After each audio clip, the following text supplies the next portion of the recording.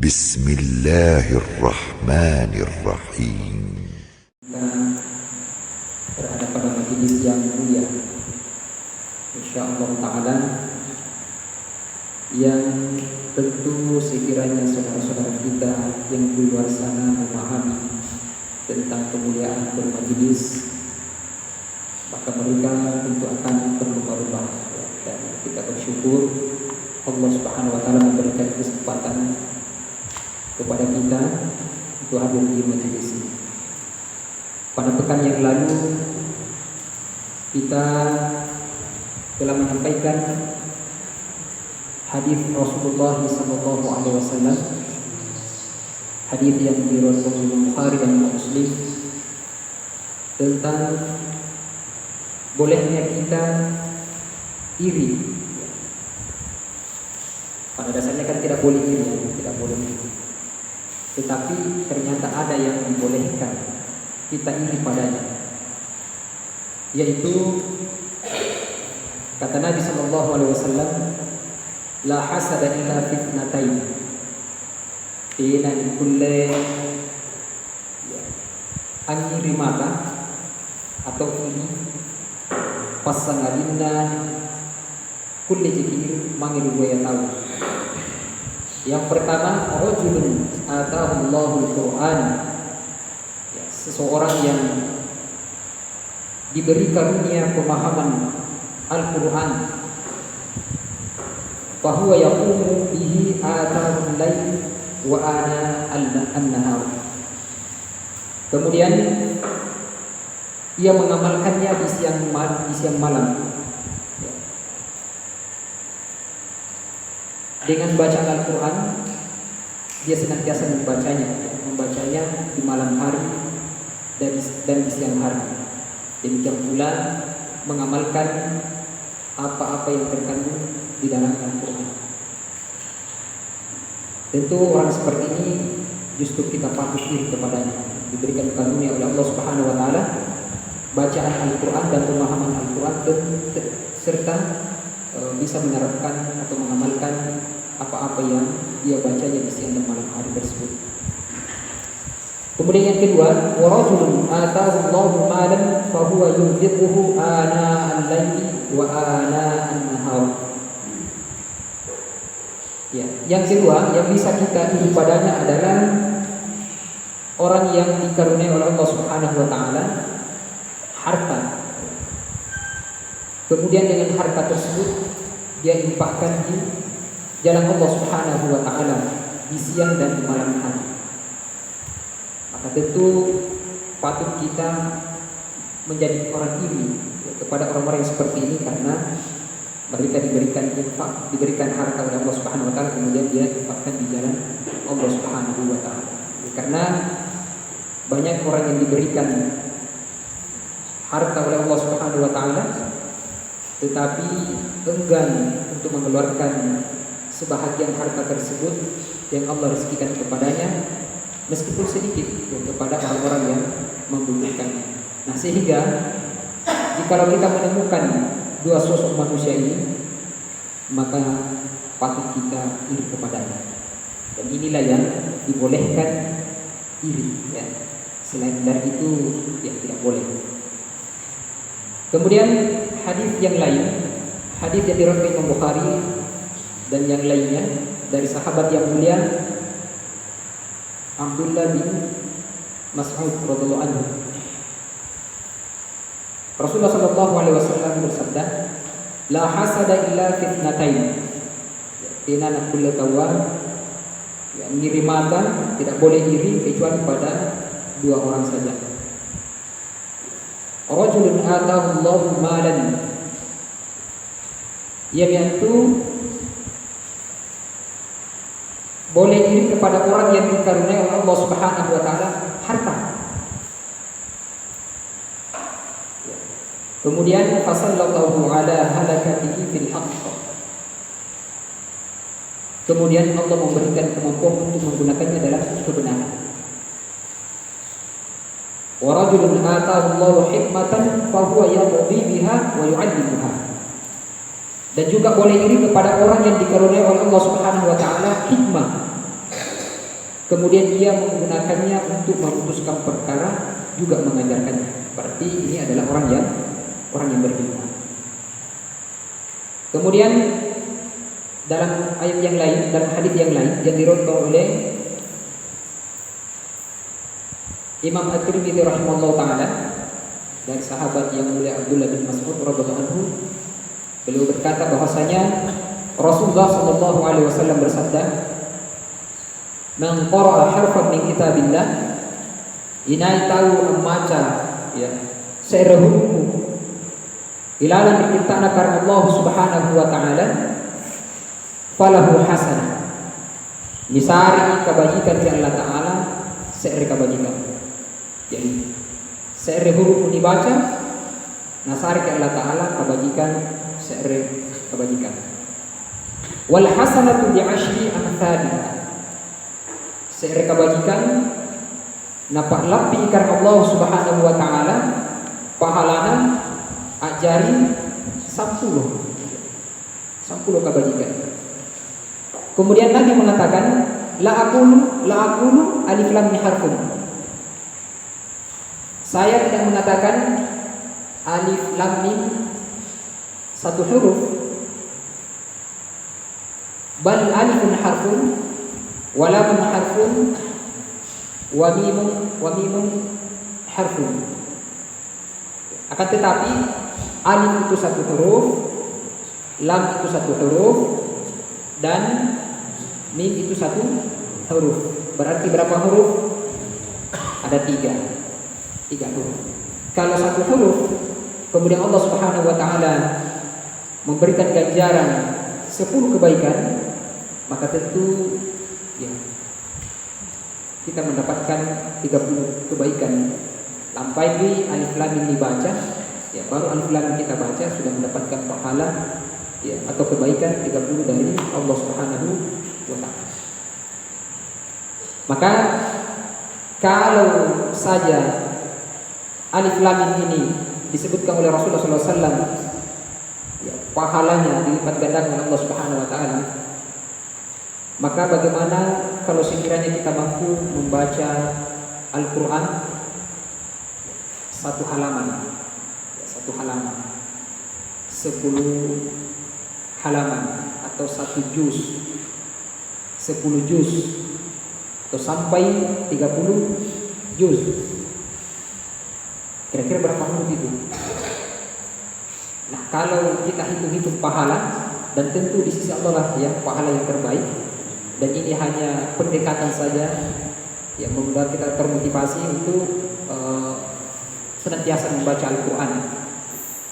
Tentu pahala membaca Al-Quran, apalagi kalau antum semua ini yang sementara menghafal Al-Quran, apalagi kalau pakai metode yang diterapkan oleh pembinanya antum, ya ada tikrar, ya diulang-ulang, bahkan mungkin satu ayat itu ada yang mengulangnya sampai 20-30 kali, betul ya? Ada ya? Ada. Berapa satu ayat diulang-ulang? Berapa huruf satu ayat itu?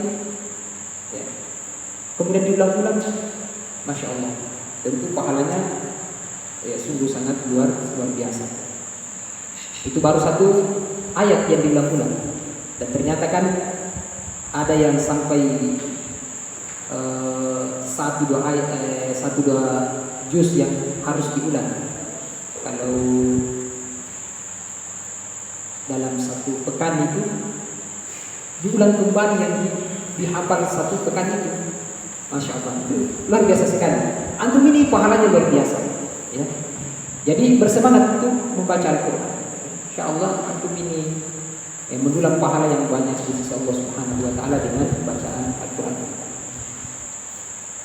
Kemudian hadis dari Imam Tirmidzi, Rasulullah sallallahu alaihi wasallam ya, menyampaikan ada satu hadis qudsi ya. Yaqulu Rabb man syaghalahu al-Qur'an wa dzikri an mas'alati a'taituhu afdala ma u'tiya as-sa'ilin wa fadlu kalamillahi subhanahu wa ta'ala ala sa'iril kalami ka fadlillahi ta'ala ala sa'iril khalqi. Allah subhanahu wa ta'ala berfirman, siapa yang sibuk membaca Al-Quran dan berzikir kepadaku sehingga dia tidak sempat lagi meminta kepadaku, maka akan kuberikan sebaik-baik apa yang kuberikan kepada orang yang meminta. Sedangkan keutamaan firman Allah di antara seluruh perkataan seperti keutamaan Allah di atas seluruh ciptaannya. Maka di sini hadirin yang berbahagia, ikhwah dan ikhwah yang kami muliakan, sekiranya kita ya disibukkan dengan bacaan Al-Quran kita, apalagi kalau penghafal Al-Quran tentu sibuk dengan bacaannya, sibuk dengan menghafalkannya. Kemudian dia tidak sempat lagi meminta kepada Allah Subhanahu wa taala, berdoa kepada Allah Subhanahu wa taala, maka cukup dengan bacaan Al-Qur'annya itu mengalahkan permintaan atau doa-doa yang meminta kepada Allah Subhanahu wa taala. Kenapa? Karena Allah akan memberikan ya, dengan pemberian yang terbaik kepada orang-orang yang senantiasa membaca Al-Qur'an. Setara dengan orang yang meminta kepada Allah Subhanahu wa taala dengan pemberian yang terbaik dari Allah kepada orang yang meminta.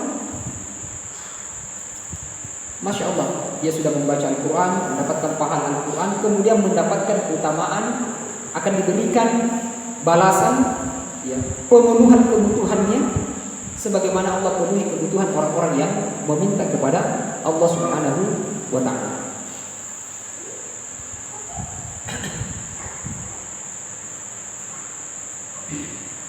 Kemudian dalam hadis yang diriwayatkan oleh Imam Tirmidzi rahimahullah taala yang lainnya, ya,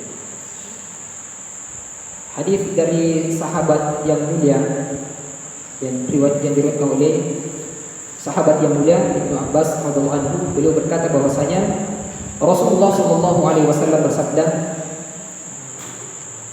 "Innal ladzi laisa fi jawfihi syai'un minal Qur'ani kal baitil kharib." Inai tahu tena hafalan Qur'anna mana nasi kade. Jadi siapa saja yang tidak memiliki hafalan Al-Quran meskipun sedikit hafalan Al-Quran, maka kata Nabi SAW, kal baitil kharib, ya sadrabani balla tumbang. Jadi seperti rumah yang runtuh. Artinya rumah yang rusak, rumah yang tidak bermanfaat. Tidak jauh beda dengan orang yang hidup tetapi seperti bangkai yang berjalan, ruhnya tidak ada. Ruhnya tidak ada. Dan ruh yang bisa menghidupkan kita, yang bisa menghidupkan kita adalah Al-Quran. Karena Al-Quran itu adalah sumber kehidupan, sumber kehidupan. Tentu ini juga menjadi peringatan kepada kita yang malas menghafal Al-Quran. Ya. Meskipun sedikit saja. Nasabah yang aja tahu nasabah maktung yang ngambil Al-Quran. Ya mungkin jangan kamu menghafal Al-Quran. Yang membaca Al-Quran saja sulit. Bahkan mungkin ada yang tidak sama sekali menghiraukan bacaan Al-Quran, sehingga dia tidak berusaha untuk belajar Al-Quran. Sampai-sampai ya, mudah-mudahan antum ini tidak termasuk di dalamnya ya. Banyak kita saksikan orang yang mau menikah, ini disuruh saja istighfar sama Pak Imam pada saat mau dinikahkan, dia sulit beristighfar saja. Bahkan syahadat disuruh bersyahadat, 2 kalimat syahadat ya turu-turu semuanya ya. Tidak bisa diucapkan, gemetar itu jabat tangan dengan Pak Imam, gemetaran. Kemudian keringatnya bercucuran, tidak benar-benar syahadatnya. Subhanallah. Kalau ada orang seperti ini ya kasihan sekali. Syahadat saja yang menjadi sebab dia masuk di pintu Islam, dia tidak bisa ucapkan 2 kalimat syahadat. Saya khawatir orang seperti ini nanti ketemu kalimat syahadat ketika mau menikah. Karena sekiranya kalau dia sholat, tidak mungkin dia tidak menghafal, atau tidak mungkin dia tidak bisa membaca 2 kalimat syahadat. Karena ya minimal ya, dalam sholat kita baca 2 kalimat syahadat tersebut. Insyaallah kita doakan tidak lama lagi ya, 2 peminat kita akan ketemu dengan penghulu. Amin. Amin. Masya Allah. Supaya Ustaz kita tambah semangat lagi ya, tambah semangat lagi. Insya Allah mendampingi kita.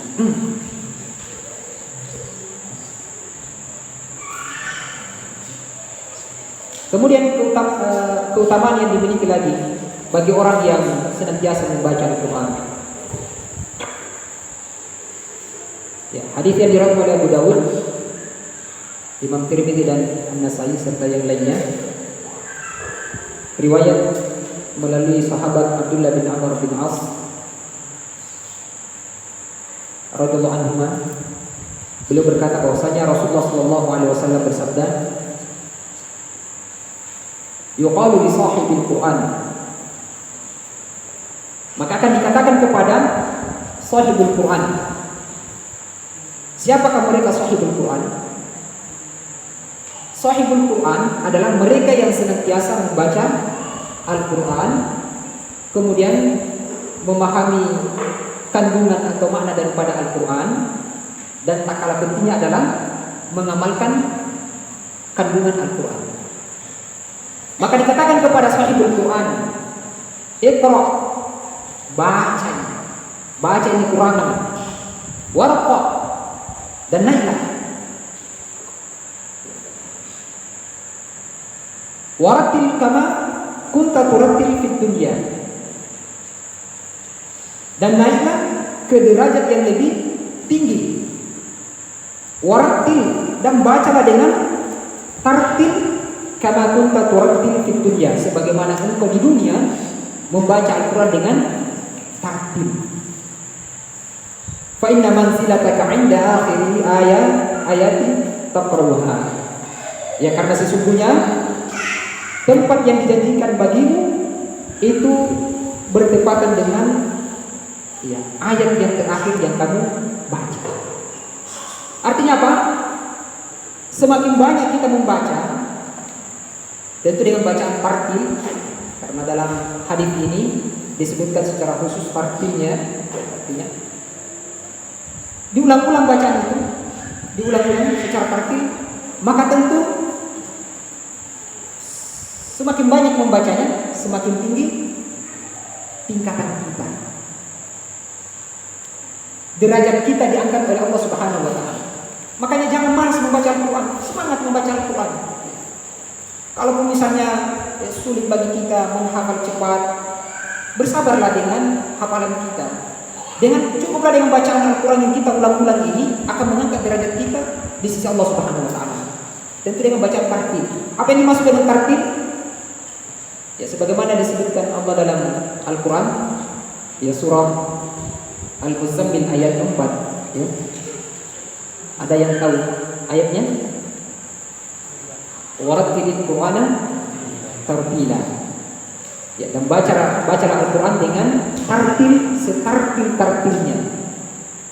Nah, Ali bin Abi Thalib radhiyallahu anhu berkaitan dengan makna tartil, beliau menjelaskan yang dimaksud dengan tartil di sini adalah tajwidul huruf wa ma'rifatul wuquf. Tajwid, memperbagus, memperindah hurufnya. Berarti kita membaca Al-Quran dengan memperhatikan makharijul huruf, tempat keluarnya huruf. Dan tak kalah pentingnya juga adalah sifatul huruf, yang mengetahui sifat hurufnya. Kenapa? Karena ada beberapa huruf yang berserikat dalam makhraj tetapi berbeda dalam sifat. sehingga untuk membedakan antara huruf yang satu dengan huruf yang lainnya selain dari makhrajnya juga adalah sifatnya. Ini perlu dipahami. Wa ma'rifatul uquf. Kemudian memahami hal ihwal uquf, wakaf, berhenti. Jadi tidak sembarang gampang amaja kekurangan kere mantap itu magi. Tidak begitu juga. Karena banyak dalam bacaan Al-Qur'an ketika kita wukuf, wakaf, berhenti, maka bisa punya makna yang fatal, jelek, tidak bagus.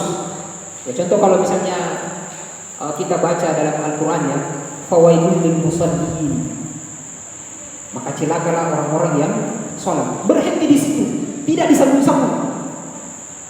Maka ini qadih, rusak, ya, jelek, tidak boleh begitu. Nah, orang yang tidak tahu tentang perkara wakaf, maka dia biasa-biasa saja. Biasa-biasa saja, mungkin dia anggap itu hal yang biasa saja. Apatah lagi itu adalah ayat. Tapi bagi orang yang memahami ilmunya, maka tentu dia tidak akan berhenti di makna-makna yang jelek seperti itu. Ya sama saja misalnya ayat yang lain. La taqrabus shalah. Wih, berhenti di situ. Janganlah kamu mendekati sholat. Tidak disambung, antum suka. Tidak sambung, itu rusak itu. Makanya, ya antum ini rajin menelaah ilmu Al-Quran. Ya, selain daripada makharijul huruf, sifatul huruf, juga bagaimana cara berhenti. Makanya sekarang itu banyak ulama kita, ustaz-ustaz kita yang membuat inovasi dalam penulisan mushaf Al-Quran. Di situ ada Al-Quran, Al-Waqafu, wal Ibtidah. Bagaimana cara berhenti yang baik dan benar, kemudian bagaimana cara memulai bacaan dengan baik dan benar. Itu ada Al-Quran seperti itu. Jadi ada tandanya. Kasih tanda di situ. Ya, di kalimat ini boleh berhenti. Kemudian ketika memulai bacaan seharusnya memulai dari sini. Kenapa? Karena itu tadi, supaya kita tidak membaca Al-Quran dengan melafazkan kalimat-kalimat yang maknanya jelek atau tidak baik. Dan ini juga ditekankan oleh ulama tajwid kita, Ibnu Jazari. Ya, beliau berkata dalam matan Al-Jazariyah, beliau katakan, "Idh wajibun 'alaihim muhattam qabla asy-syuru'i awwalan ay ya'lamu makharij al-hurufi was-sifati liyalfidhu bi afsahil lughat muharriri najawidi wal mawaqif wa man ladhi rusima fil masahif." Kewajiban utama sebelum ya membaca atau belajar atau di dalam belajar atau dalam membaca Al-Quran, yang perlu diketahui adalah pertama, makharijal hurufi wasifat, yaitu mengetahui makharijul huruf dan sifat huruf. Kenapa? Liyalfidhu bi afsahil lughat. Kenapa? Untuk ya, dapat melafazkan huruf dengan logat Al-Quran yang fasih, logat Al-Quran yang fasih atau bahasa Al-Quran yang fasih, dengan langgam Arab. Jangan pakai langgam yang lain, langgam yang lain ya. Ada yang pernah viral itu mengaji ya, membaca Al-Quran dengan langgam apa? Jawa ya. Dengan langgam Jawa. Nah, ini tidak benar. Tidak benar.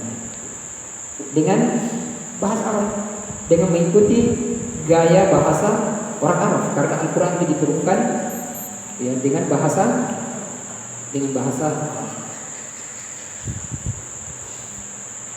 muharririn tajwidi wal mawaqif. Kemudian menguasai ilmu tajwid, Kemudian mengetahui hal ihwal wakaf. Wa alladhi rusima fil masahif. Kemudian mengerti tentang ilmu razam Uthmani. Jadi ternyata antum ini dalam belajar Al-Quran ya butuh semangat, kemudian kesabaran, ya butuh semangat dan kesabaran dalam belajar Al-Quran, karena ya banyak sekali yang perlu kita ketahui berkaitan dengan Al-Quran. Oleh karena itu orang yang membaca Al-Quran serta mengamalkan isinya, maka di kemudian hari Allah Subhanahu wa taala akan memberikan kesempatan baginya untuk memakaikan mahkota kepada kedua orang tuanya. Nah, inilah yang menjadi motivasi kedua orang tuanya antum ini memasukkan antum di sini menghafal Al-Quran. Kenapa? Karena kita akan memakaikan nanti mahkota kepada kedua orang tua kita. Mahkota yang sangat indah. Nabi SAW sebutkan dalam hadis yang diriwayatkan oleh Imam Abu Dawud. Kata Nabi, "Man qara'a al-Qur'an wa 'amila bima fihi." Inai tahu amma Qur'ana siagan nagaukani sikama parentania ke ilalang Qur'an. Na amalkani sikama bonena jo Qur'an. Albasa walidahu tajan yaumal qiyamah. Makna salan sari mahkota mangin waya tuwana di Allah kiamat kasallam. Ini sari mahkota, Allah akan berikan mahkota kepada kedua orang tuanya, masya Allah. Dawu ahsanu min dha'i syamsi fi buyutid dunya. Cahaya mahkota itu ya melebihi daripada cahaya matahari yang menerangi rumah-rumah dunia. Maksudnya cahaya matahari yang kita rasakan ya setiap hari. Mahkota itu lebih indah, lebih cahayanya melebihi daripada cahaya matahari.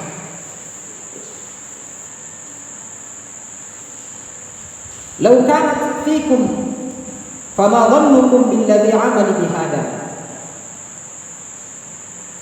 Andai kata hal itu terjadi pada kalian, bagaimana menurut kalian jika hal tersebut didapatkan oleh orang yang mengamalkan Al-Quran? Bahkan dalam riwayat yang lain, orang tua kita itu kaget ketika dipasangkan mahkota di kepala mereka. Kemudian dia bertanya, kenapa saya mendapatkan kemuliaan yang seperti ini? Padahal rasa-rasanya ketika saya di dunia tidak ada amalan yang saya bisa andalkan yang dengannya menyebabkan saya mendapatkan kemuliaan seperti ini. Jadi heran orang tua kita, karena mungkin dia pikirkan, apa ya kira-kira yang amalan saya di dunia yang saya lakukan sehingga saya mendapatkan ya kemuliaan di sisi Allah dengan dipakaikan mahkota. Maka dikatakan kepadanya, ini karena engkau telah punya anak yang menghafal Al-Quran, membaca Al-Quran, dan mengamalkan isi Al-Quran. Maka anak sekalian, semangatlah ya, semangat membaca Al-Quran, menghafal Al-Quran. Tentu yang tak kalah pentingnya adalah mengamalkan Al-Quran. Kalau hari ini kita tidak mampu membalas kebaikan orang tua kita, ya mungkin wajar. Apatah lagi kita masih usia belia begini, anak-anak masih remaja, mungkin bekerja membantu orang tua, kurang waktu kita untuk membantu orang tua. Apalagi antum ini tinggal asrama. Apa kira-kira yang antum bantu orang tuanya? Orang tua sudah setengah mati di sawah, peras keringat, banting tulang, Allah bersih kabosian di sawah itu dengan tenaga yang masih tersisa di usia yang sudah senja, yang sudah tua. Untuk kalau masih muda usia orang tua antum ini masih kuat telah bekerja, tapi mungkin ada di antara antum ini yang usia orang tuanya sudah tua. Mungkin ada yang sudah 50-an ke atas, sudah tertati-tati jalannya, berdarah-darah kakinya, ada yang pekerjaan orang tuanya yang penjual asongan, dia keliling kampung, dia jajakan apa namanya jualannya itu, dia kumpulkan uang untuk membayar antum semua. Apa yang bisa antum balas kepada orang tua di dunia ini? Ada? Kira-kira antum justru di sini enak, tidak kena matahari, dalam masjid menghafal. Kalau menghafal mungkin di ruangan, kalau di luar ruangan di teras masjid dengan angin yang sopoi. Oh, masya Allah, dengan nikmatnya kita rasakan tersebut. Sementara orang tua kita ini sudah ngos-ngosan. Kalau kita tidak bisa membalas kebaikan orang tua kita dengan jasa-jasanya yang begitu, ya saya kira kita tidak mungkin bisa membalasnya.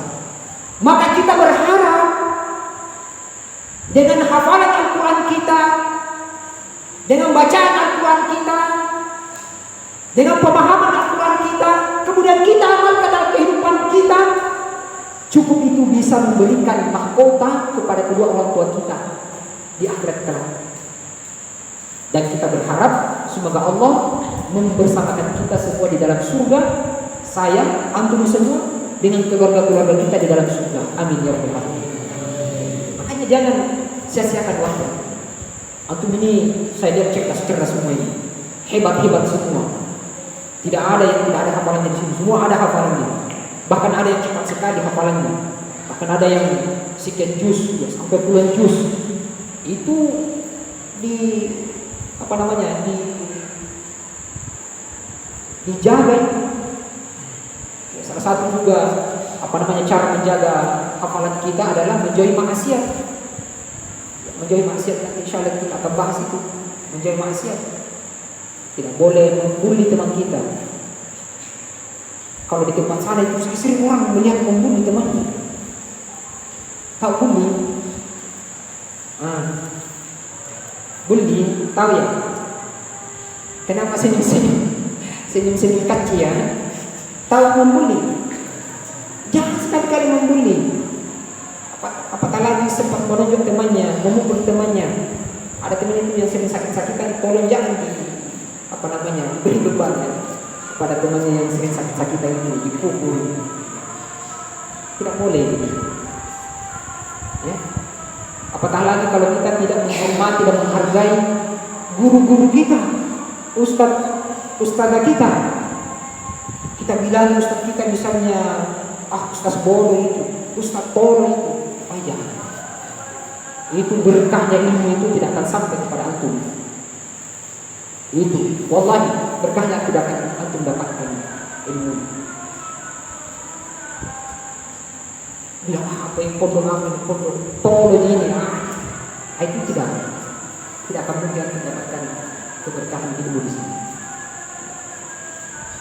Ini yang perlu diperhatikan kepada anak sekalian.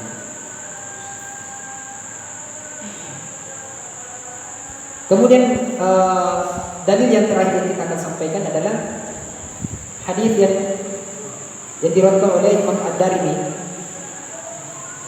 Ya, beliau